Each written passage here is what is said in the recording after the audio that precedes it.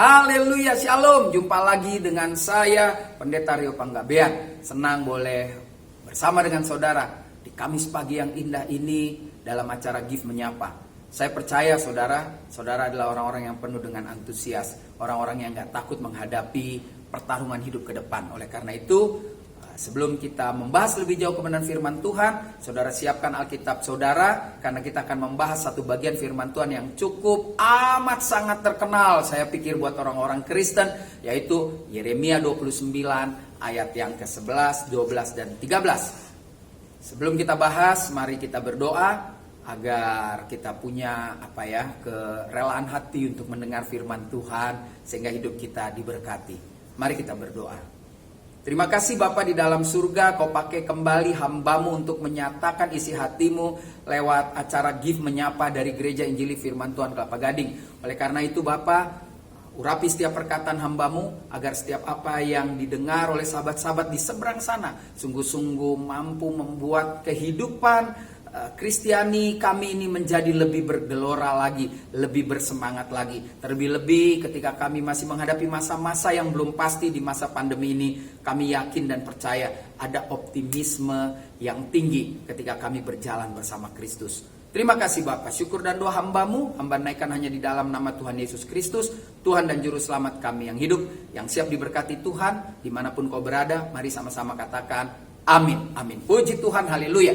Mari kita baca bagian firman Tuhan yang tadi sudah saya sampaikan dalam kitab Yeremia 29 ayat 11, 12, dan 13. Demikian firman Tuhan dan kita akan langsung membedahnya dari setiap ayat agar di waktu yang singkat ini sungguh-sungguh firman Tuhan boleh tertancap di hati kita masing-masing. Demikian firman Tuhan. Dasar untuk kita menjadi optimis di dalam hidup ini ada di 3 ayat ini dan menjadi 4 bagian yang penting. Jadi tema kita hari ini adalah tahun optimis. Kenapa saya memilih tahun optimis? Karena ini masih Januari. Saya percaya 11 bulan ke depan kita akan memenangkan pertarungan hidup ini. Haleluya. Demikian. Yang pertama, saudara, di dalam Yeremia 29 ayat 11 dibagi 2 bagian yang besar. Tapi baiklah saya bacakan untuk saudara. Sebab aku ini mengetahui rancangan-rancangan apa yang ada padaku mengenai kamu. Demikianlah firman Tuhan, yaitu rancangan damai sejahtera dan bukan rancangan kecelakaan untuk memberikan kepadamu hari depan yang penuh harapan. Wow, luar biasa sekali. Nah, dari ayat 11 ini saya bagi menjadi 2 bagian, ayat 11a dan 11b. Biarlah ini menjadi perenungan bagi kita. Dan ini menjadi jawaban atau menjadi alasan dasar untuk kita optimis dalam menjalani kehidupan. Di dalam ayat 11a dikatakan demikian. Sebab aku ini mengetahui rancangan-rancangan apa yang ada padaku mengenai kamu, demikian firman Tuhan. Jadi apa yang harus kita lakukan? Atau apa yang menjadi alasan supaya saudara tetap optimis? Yang pertama saudara, dari ayat yang kita baca, saudara dan saya sesungguhnya ada dalam rancangan Tuhan. Nah ini sesuatu yang luar biasa. Hidup kita ada dalam rancangan Tuhan. Hidup kita bukan bicara nasib-nasiban. Kenapa saya katakan kita ada dalam rancangan Tuhan? Ingatkah saudara ketika Tuhan menciptakan kita? Dikatakan dia menciptakan kita serupa segambar. Berarti hidup saudara dan saya bukan hidup yang sia-sia. Hidup saudara dan saya adalah hidup di mana ada gambar dan rupa Tuhan. Jadi nggak sembarangan. Yang kedua, kenapa saya katakan kita harus tenang, kita harus optimis menghadapi hari-hari ke depan? Karena selain kita diciptakan serupa segambar, berarti di situ juga tercetak karakter Tuhan. Saudara, siapapun manusia di dunia ini sebetulnya ada karakter Tuhan, ada rupa gambar Tuhan. Ingatkah saudara, ketika Tuhan menciptakan manusia belum ada agama. Adam dan Hawa hanya tahu berbicara kepada Sang Pencipta. Nah ini menarik sekali. Sekarang kenapa bisa jadi berbeda? Karena Sang Pencipta sudah hadir di dalam dunia dan dia menawarkan Kristus Yesus untuk menolong saudara dan saya untuk bisa sampai pada bagian-bagian yang Tuhan rencanakan dalam hidup manusia. Itulah sebabnya saya berani mengatakan tahun ini kita harus optimis. Kenapa? Karena saudara dan saya ada dalam rancangan Tuhan. Karena saudara dan saya diciptakan serupa segambar. Karena saudara dan saya hidup ada karakter Tuhan. Dan yang terakhir, yang ketiga yang menarik, bahwa kita pasti dapat melakukan rencana Tuhan. Rencana Tuhan tentu adalah menyebarkan berita sukacita. Bahwa kita yang tidak berguna menjadi berguna. Kita yang kotor menjadi bersih. Kita yang berdosa menjadi orang yang bagus, yang suci, yang dosa-dosanya diampuni. Jadi mengapa kita harus optimis? Karena hidup saudara dan saya adalah hidup yang dirancang oleh Tuhan. Yang kedua, dasar untuk kita optimis di ayat 11b dari Yeremia 29. Dikatakan demikian. Yaitu rancangan damai sejahtera dan bukan rancangan kecelakaan untuk memberikan kepadamu hari depan penuh harapan. Jadi yang kedua, dasar kita untuk optimis, saudara dan saya, kita memiliki damai sejahtera. Oh, nggak sembarang orang memiliki damai sejahtera. Hanya orang-orang yang mau menerima dan percaya bahwa hidupnya dikendalikan oleh Tuhan yang menerima damai sejahtera. Damai sejahtera bicara tentang apa? Akan ada ketenangan. Akan ada ketenangan waktu kita menghadapi pergumulan hidup. Lalu ketika kita tahu ada damai sejahtera, situasi sesulit apapun, ya, situasi sesukar apapun tetap tidak bisa menggagalkan damai sejahtera yang Tuhan berikan.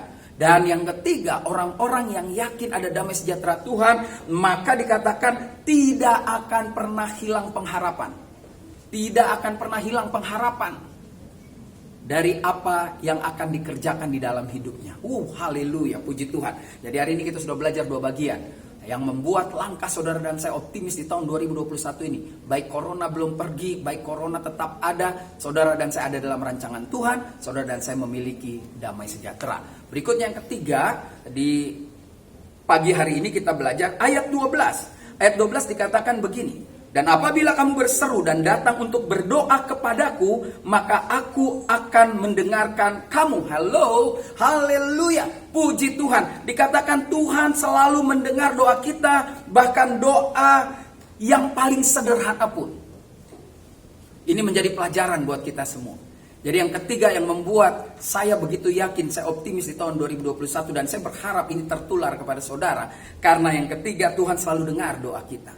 Dikatakan jelas, apabila kamu berseru dan datang untuk berdoa kepadaku, maka aku akan mendengarkan kamu. Saya suka sekali menyanyikan lagu ini ketika ada kesempatan berkhotbah di mimbar gereja Injili Firman Tuhan Kelapa Gading. Lagunya seperti ini. Berseru, memanggil namanya, berdoa, dia akan segera menghampiri dirimu. Percaya dia tak jauh darimu, dia hanya sejauh doa. Ya, Tuhan hanya sejauh doa.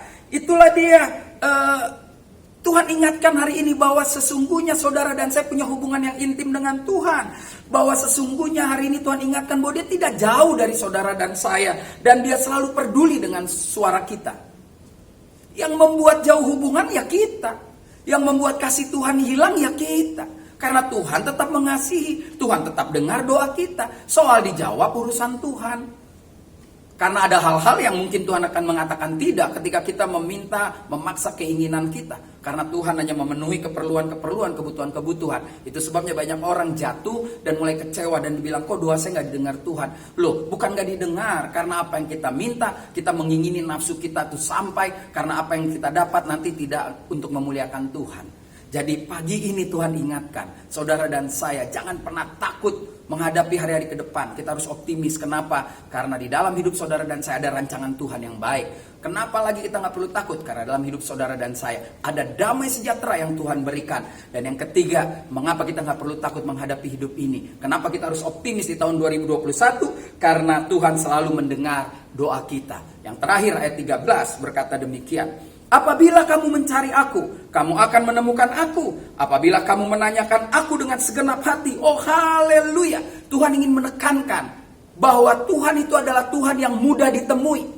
Saudara, peristiwa ini adalah peristiwa di mana Tuhan memakai Yeremia mengingatkan kepada bangsa Israel yang sudah jatuh, sudah hancur, sudah berada di dalam pembuangan. Bangsa itu dinasehati, berhati-hati, jangan berzina dengan Tuhan yang lain, ya kan? Karena Tuhan menganggap Israel adalah pasangannya, adalah istrinya, adalah kekasihnya. Lalu Israel mulai membagi cinta kepada dewa-dewa lain, kepada Baal, kepada dewa-dewa Kamos dan lain sebagainya. Lalu Tuhan ingatkan hati-hati, tetapi bangsa itu keras sehingga harus ada di dalam pembuangan.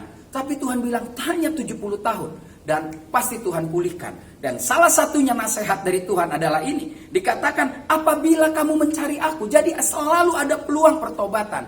Cari Tuhan, dikatakan maka engkau akan menemukan. Nah ini menarik. Jadi Tuhan itu mudah ditemui. Karena apa? Karena kita berharga di mata Tuhan.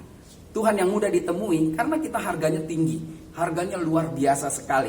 Karena Tuhan tidak ingin kehilangan kita. Lalu karena Tuhan tidak mungkin mengingkari janjinya. Dan pasti Tuhan berikan kekuatan kepada kita saat kita dekat dengan Tuhan. Nah, mari kita lihat. Ada orang keberatan dengan mengatakan kita berharga. Kita sangat berharga. Ada orang yang bilang begini, Pak Pendeta, ada orang Kristen marah-marah terus ditegur. Dia bilang, memangnya gua ini apa? Malaikat. Saya selalu bilang malaikat tidak pernah lebih hebat dari manusia. Mungkin saudara mendengar dan bilang, wah kok begitu? Benar. Saya tidak pernah dengar di dalam Alkitab malaikat berdoa bilang, Tuhan ini manusia-manusia ini tolong jadi penjaga. Tidak, tapi yang saya dengar manusia berdoa, Tuhan kirim malaikatmu untuk berkemah, menjaga rumahmu di GIF, menjaga rumah kita. Tuhan kirim malaikatmu untuk menjaga anak-anakku, menjaga suamiku, menjaga istriku. Jadi malaikat itu ya dalam bahasa yang kasar, dia hanya menjadi pembantu yang menjaga kita. Itulah buktinya kita berharga. Di mana berharganya malaikat lebih dari manusia? Tidak ada. Malaikat buat dosa, langsung diambil oleh Tuhan, dibuang ke api neraka. Manusia buat dosa, Tuhan tidak ambil buang ke api neraka. Justru Tuhan turun dari surga yang mulia untuk menyelamatkan manusia. Hebat. Manusia lebih tinggi, saudara. Oleh sebab itu, kalau kau buat salah hari ini, jangan kau berdalih, saya bukan malaikat. Tetapi kalau kita buat salah, kita perlu bertobat dan melihat bagian ini. Kalau kau mencari aku, engkau akan menemukan. Jadi Tuhan ini hebat. Hari Kamis ini kita diingatkan bahwa Tuhan sangat mudah untuk ditemui. Kita berharga. Kita adalah biji mata Tuhan dan Tuhan tidak mungkin mengingkari janjinya. Tuhan tidak akan mungkin menghapus Yeremia 29 ayat 11, 12, dan 13 di dalam kehidupan saudara dan saya. Puji Tuhan, haleluya. Wow, jadi sahabat-sahabat GIF menyapa Gereja Injili Firman Tuhan Kelapa Gading yang luar biasa. Hari ini kita sudah belajar bagian firman Tuhan yang membuat saudara setelah menyelesaikan tayangan ini untuk lebih optimis. Melakukan aktivitas, melakukan persekutuan doa, hidup berkeluarga, menjalin hubungan dengan anak, cucu, menantu, besan, dan lain sebagainya dengan optimisme. Jangan pernah takut. Kalau sampai saat ini, pandemi masih ada, tetap optimis. Mengapa? Karena ada 4 prinsip yang kita pelajari hari ini. Saudara dan saya ada dalam rancangan Tuhan. Yang kedua, saudara dan saya memiliki damai sejahtera. Yang ketiga, karena saudara dan saya mampu dan dapat menjumpai Tuhan hanya lewat doa. Hanya lewat kata-kata, karena Tuhan selalu dengar doa kita. Dan yang terakhir, yang keempat yang kita tadi pelajari, jangan pernah takut, jangan pernah khawatir, tetap optimis menjalani kehidupan, karena Tuhan sangat mudah untuk ditemui. Maju terus dalam Tuhan, Tuhan Yesus memberkati. Mari kita berdoa. Terima kasih Bapa di dalam surga. Setelah menikmati kebenaran firman-Mu, kami memutuskan untuk kami menjadi orang Kristen yang optimis, karena kami percaya rencana dan rancangan Tuhan bagi hidup kami bukan kecelakaan, tetapi masa depan yang penuh harapan. Terima kasih Tuhan, Kau rancangkan kami ada di dunia ini. Kau letakkan, Kau berikan kepada kami damai sejahtera. Bahkan Kau janji ketika kami berdoa, Engkau mendengar. Lebih dari situ, Engkau juga memberi janji kepada kami bahwa Engkau adalah Tuhan yang mudah untuk ditemui. Terima kasih Bapak. Biarlah firman Tuhan ini melawat seluruh sahabat-sahabat Gereja Injili Firman Tuhan Kelapa Gading pada pagi hari ini. Syukur dan doa hamba-Mu, hamba naikkan hanya di dalam nama Tuhan Yesus, Tuhan dan Juru Selamat kami yang hidup, yang sudah diberkati Tuhan. Mari sama-sama katakan, amin, amin, amin, amin, haleluya. Tuhan Yesus memberkati.